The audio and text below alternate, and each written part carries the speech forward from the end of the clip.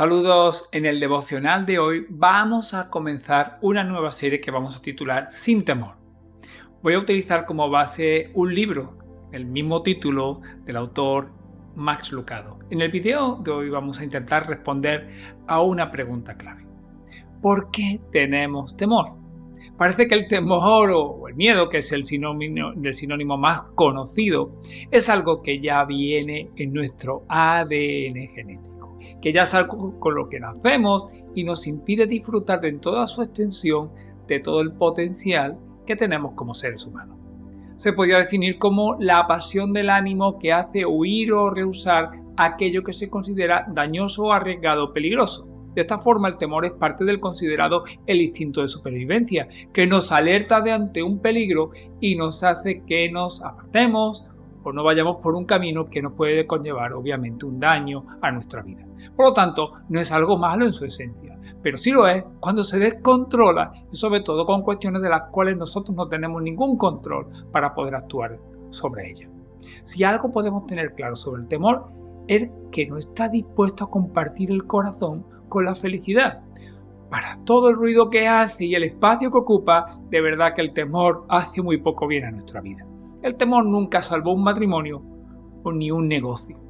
El valor sí lo hizo, la fe también lo hizo. Lo hicieron las personas que se rehusaron a dejarse aconsejar por el temor o achicarse frente a la timidez que conlleva. Por ello podemos decir que el temor nos conduce a una prisión y encima cierra la puerta detrás de ella.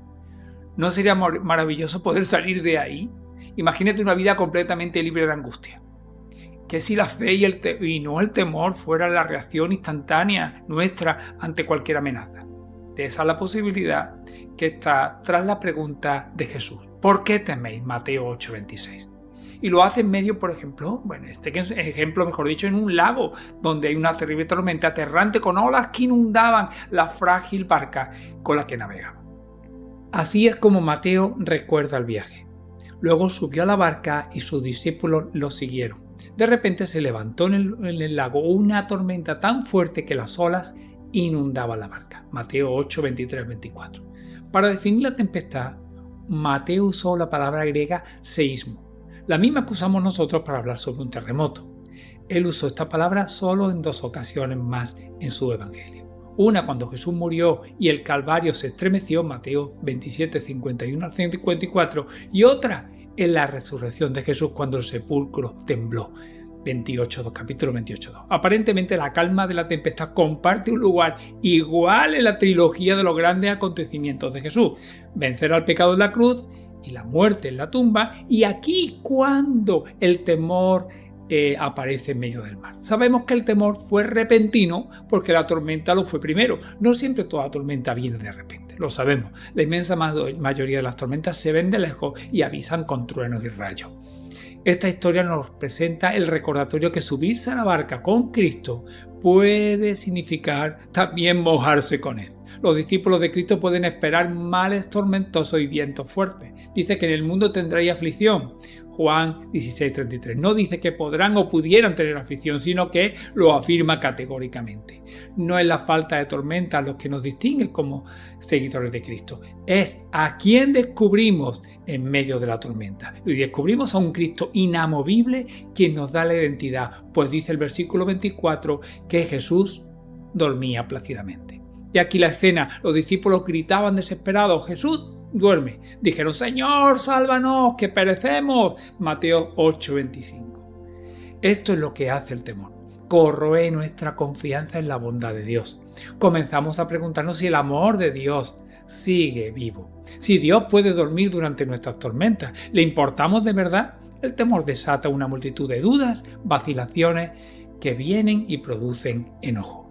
Y esto nos convierte en controladores en esencia. Haz algo en cuanto a la tormenta, es lo que implica esta pregunta.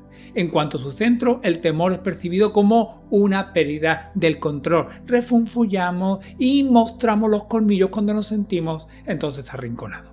También nos afecta la memoria, pues los discípulos habían sido testigos de innumerables milagros, pero en ese momento sufrieron, parece ser, una amnesia espiritual. Solemos olvidar lo que Dios ha hecho y lo bueno que siempre ha sido con nosotros. El temor nos hace vivir en esencia, y sentirnos muy mal. Le saca la vida al alma y nos deja secos en cuanto a tener un contentamiento. Cuando el temor le da forma a nuestra vida, la seguridad se convierte entonces en nuestro Dios. Y cuando la seguridad se convierte en nuestro Dios, entonces adoramos un estilo de vida sin riesgo y peligro. Sin embargo, el amor es riesgoso, da sin pedir nada a cambio. No es de extrañar que Jesús haga tal guerra al temor. Su mandamiento más frecuente surge del género del no temáis. Los evangelios contienen unos 125 mandamientos de Cristo en modo imperativo. De estos, 21 nos dicen o no temáis, o no temas, o confiad, o tened ánimo, o tened buen ánimo. El segundo mandamiento más repetido es amar a Dios y a nuestros semejantes. Aparece solo en 8 ocasiones. Si la cantidad es un indicador, Jesús considera nuestros temores pues con mucha seriedad. La pregunta de Jesús es muy buena. Sale de la popa de la embarcación a la tormenta y pregunta: ¿por qué teméis, hombres de poca fe?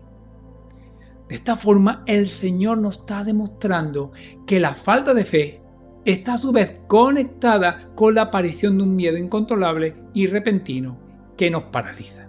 En esencia, el temor no es pecado, pero si en esencia no lo podemos controlar, nos lleva a pecar. La histeria no proviene de Dios, porque Dios no nos ha dado espíritu de cobardía, dice Pablo en 2 Timoteo 1:7. El temor siempre va a golpear nuestra puerta. Y no le invites a cenar y sobre todo no le ofrezcas una cama para pasar la noche. El temor puede llenar al mundo, pero no tiene que llenar nuestro corazón.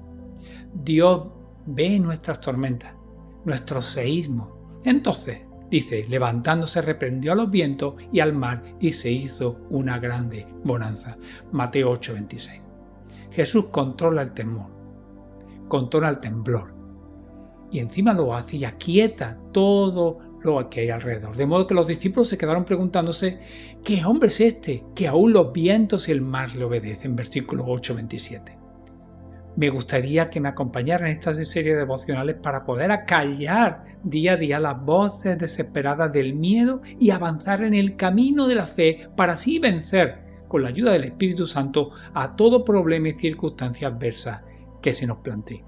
Dios desea que creamos y lo hagamos en medio de todo lo que nos puede llevar a dudar y a olvidar que Él está en control de todo. Dios te bendiga y nos vemos en el próximo devocional.